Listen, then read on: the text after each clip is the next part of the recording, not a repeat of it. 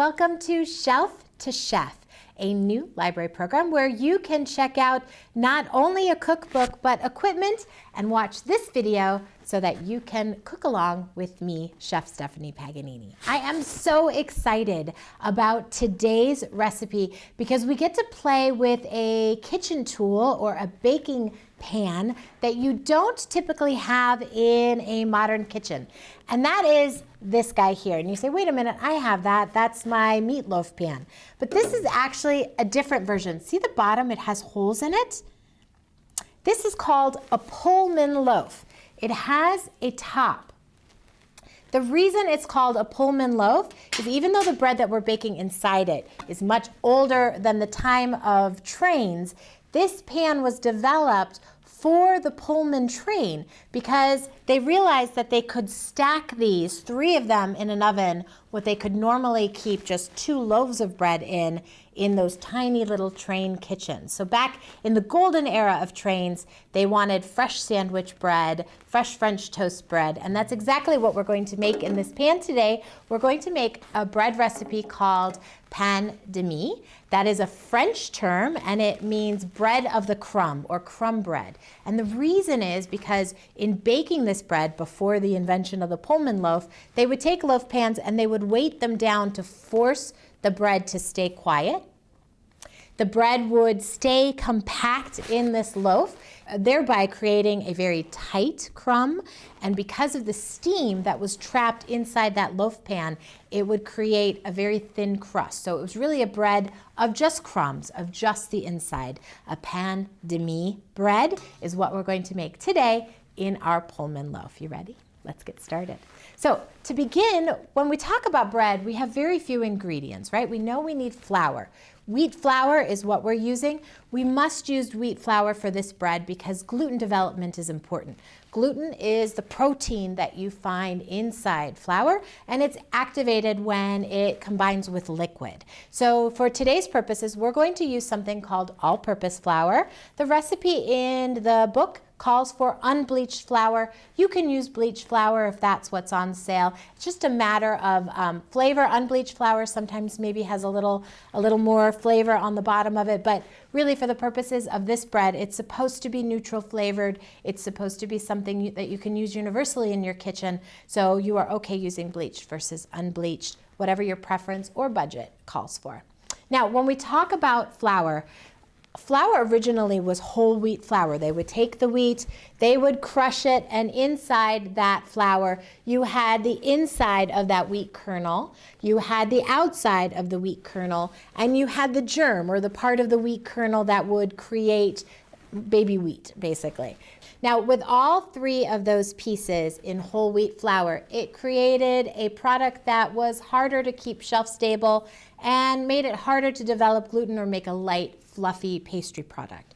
In removing not only the skin and the germ, but also removing some of that gluten protein out of the flour, you ended up with cake flour, which is great when you're making pastries. You're doing a lot of mixing where you could potentially overdevelop the gluten. Well, people didn't want to have 6 different flours in their kitchen that they had to worry about, so manufacturers developed something called all-purpose. It has less gluten in it than bread flour, but more gluten in it than cake flour, and so it can be adapted to all purposes in your kitchen, which is where the name comes from. You'll see it listed as AP flour or all-purpose flour in recipes, and that's your basic flour you're going to find at your supermarket. Manufacturers and chefs have developed recipes using all-purpose flour so that they know how much they can manipulate the gluten or how much extra products they need to add, like water, to hydrate that gluten depending on what the development is they need. So if a recipe calls for a certain type of flour, please stick to that flour unless you are skilled in making those adaptations to the other ingredients in that ratio. All right, so when we're talking about flour, we want to measure our flour. What I love about baking is that there's a precision there that regardless of if you've had your morning coffee or not, you can measure accurately. And that's why in the Shelf to Chef kit, we give you a scale. And I wanted to show you very quickly how to use it.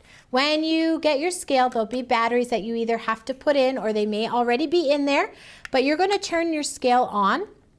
And depending on your recipe, you can measure it by ounces, you can measure it by pounds and ounces, but for today's purposes, we're going to be measuring it by grams. So when we're doing a gram measurement, if I put my bowl on there, my bowl is now part of my measurement. So there's a fun little button here called the tare button. If you press that and then press the tare button, you're going to end up with a 0 scale with your bowl on there, meaning that your bowl is not going to be part of your measurement, just your flour or whatever ingredient that you're putting into the bowl.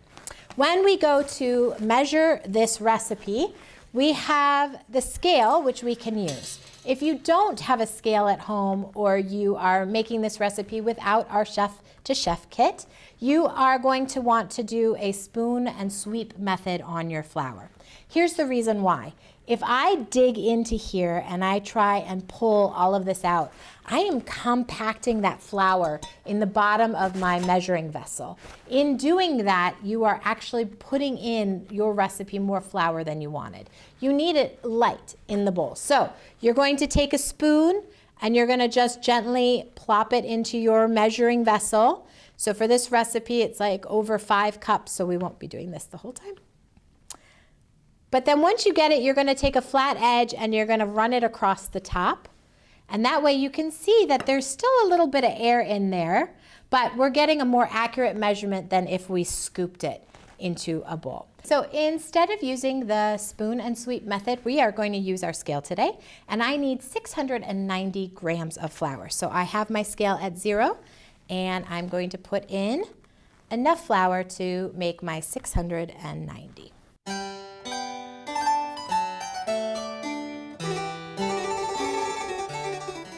We're going to save the rest of this flour. We'll need it for when we roll out our dough. But just to show you, I have this nice 690 grams of all-purpose flour. To this, we're going to add the rest of our ingredients. We have here our yeast. When we talk about yeast, I love to, in my children's cooking classes, I love to freak the kids out because we talk about yeast is actually a living organism. And what happens is they grow it. Certainly there's yeast naturally in the air, but modern kitchens have it grown and then it's freeze-dried or put to sleep, basically. And we have to wake that yeast back up. So the way we do that is with a warm bath and something sugary. It could be milk with sugar in it. It could be straight up sugar. Just like your children, they like a warm bath and sugar in the morning. So do yeast. So when we take our yeast, we're going to be mixing it with something warm. You don't want the warm bath for the yeast to be hot. It shouldn't burn your fingers. Around 100 degrees is what you want to go for. If you want to get a thermometer, you can, but I like to take a clean finger. If it feels warm to me but not burning to the touch, then that's good enough for my yeast too. So yeast is going to go into my dry goods. I'm putting that sugar we talked about in here. We do have a little bit of salt going in for flavor. We have to be careful not to add too much salt. Too much salt will kill the yeast. So a little bit is all we need. Then, this is sort of a straight recipe. If I just added water, you would have a very basic dough of bread. But because we are making this wonderful pain de mie, we are going to be adding some fats to it as well. So we have some whole milk that's been warmed. We have some melted unsalted butter. This is supposed to be at room temperature, so if you melt it and it gets a little solid, that's fine too. As long as it'll mix easily into your recipe. And then last but not least, our warm water is going in. I recommend, if you have at home the ability to use a stand mixer with a dough hook, then put all these ingredients in that bowl and let it run for about 3 to 5 minutes.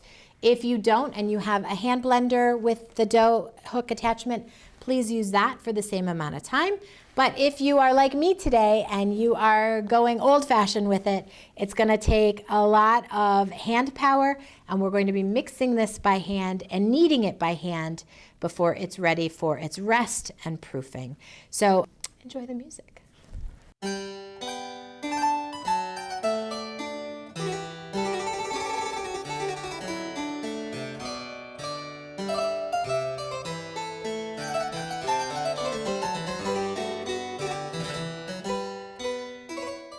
One of my favorite things about bread baking is when I do have to knead by hand. Yes, 3 to 5 minutes in a stand mixer is going to be a lot easier on me for the baking process, but the meditation, the release of stress that comes from really kneading dough for those 3 to 5 minutes by hand, oh, it's lovely.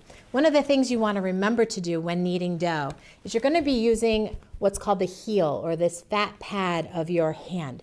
That's where the power is. You don't want to use your fingers for this recipe. And you want to almost be doing push-ups. So your pectoral muscles are what come into play for this recipe. Sophia Loren used to joke that she never got plastic surgery. She just kneaded pasta or bread every day, and that's how she kept herself so fit. We have our beautiful dough. What I'm doing is I'm poking the baby, and if the baby bounces back, then I've got some really good gluten development. If I poke it and it stays down too much, then I need to work that gluten a little bit more. Remember that as we're working this, it is going to rest for 1 to 2 hours on our countertop at room temperature, covered with either a dishcloth or plastic wrap. If you're going to make this and you want to keep it in the refrigerator overnight, do make sure you cover it, because the refrigerator will pull moisture from your dough. But then it can stay in your refrigerator overnight. You can bring it to room temperature the next morning and continue with this process. So that's what we're going to do. We're going to take our beautiful ball of dough. We're going to let it rest for 1 to 2 hours, and then when we come back, I will show you how to put it in the pan.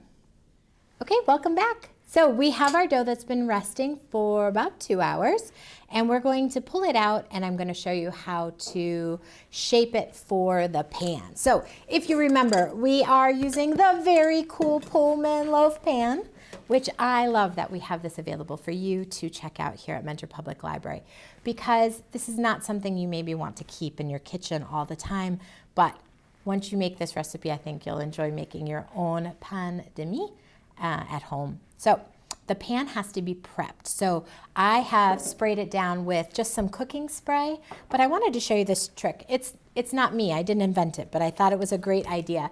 When you take your butter and you finish using a stick of butter, to keep this little sheet that the butter comes wrapped in a plastic bag in your refrigerator. And when you need to butter a pan, you've got residual butter on here. You've got an easy way to do it, and then you can toss this. And without a little extra money, you're saving a little cost and have kind of a fun trick for that. So if you want to do that, or if you don't have a butter, you don't have cooking spray, just a couple fingers worth of olive oil, and just make sure that it's fully coated on your pan. You can use that as well. We are going to now talk about how to shape the loaf. So if you look at a Pullman pan, and this is the large size, your kit comes with both the half size and the full size. We want to make sure that our bread goes in here evenly. I can't just dump my loaf in here. I want to make sure as it's proofing, as it's growing, that it's going to have the right shape and that the right thickness throughout. So we're going to take our dough and we're going to work it to make it to be about the size it needs to be. This dough was actually proofing overnight in the refrigerator, so it's very cold and supple. It's easy for me to work with it.